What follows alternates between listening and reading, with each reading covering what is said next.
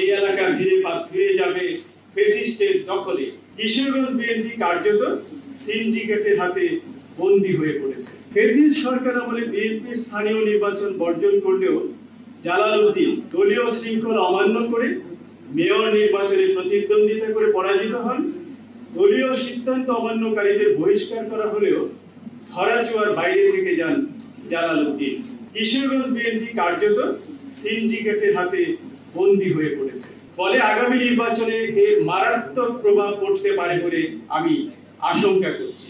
স্বাধীনতার ঘোষক শহীদ প্রেসিডেন্ট জিয়াউর রহমানের 19 দফা, দেশ মাতা বেগম খালেদা জিয়ার ভিশন 2030 এবং তারেক রহমানের 27 দফা, যা পরবর্তীতে সকল দলমতের আলোচনার ভিত্তিতে 31 দফায় উন্নীত হয়। এই 31 দফার মূল মন্ত্র হচ্ছে চাঁদাবাজ, দখলবাজ, দুর্নীতিবাজ, সর্বোপরি পেশি শক্তি মুক্ত একটি সুখী সমৃদ্ধ বাংলাদেশ।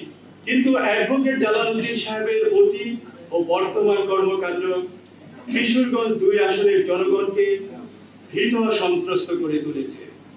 এই আসনের মানুষ মনে করছে অ্যাডভোকেট জালাল সাহেব নির্বাচিত হলে আবারও বাংলাদেশি জাতীয়তাবাদের কর্মীদের বাড়ি ছাড়া হতে হবে এবং এই এলাকা ফিরে যাবে ফ্যাসিস্টের দখলে, পুনর্বাসিত হবে ফেসিবাদ।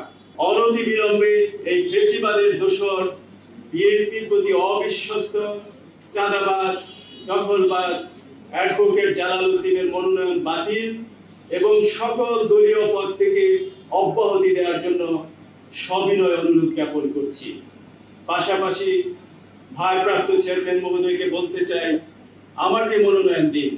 কথা দিচ্ছি 2001 সালে হাতছাড়া হওয়া আসনটি বিপুল বিজয়ে পুনরুদ্ধার করে আপনাকে উপহার দেব ইনশাআল্লাহ। পরিচ্ছন্ন ভাবমূর্তির কারণে দল মত নির্বিশেষে আমি সমাজের সব স্তরের সমর্থন পাবো ইনশাআল্লাহ। 31 দফার আলোকে কটিয়াদী পাকুন্দিয়াকে বাংলাদেশের মডেল রাজনীতির প্রতীক হিসেবে গড়ে তুলব ইনশাআল্লাহ।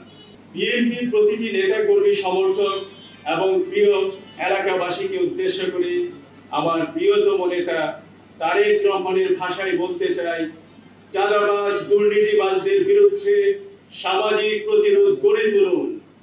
সময় এখন আপনাদের। মানুষকে ভালোবাসায় রাখুন, মানুষের ভালোবাসায় থাকুন। দিল্লি নয়, পিন্ডি নয়, অন্য কোনো দেশ, সবার আগে বাংলাদেশ।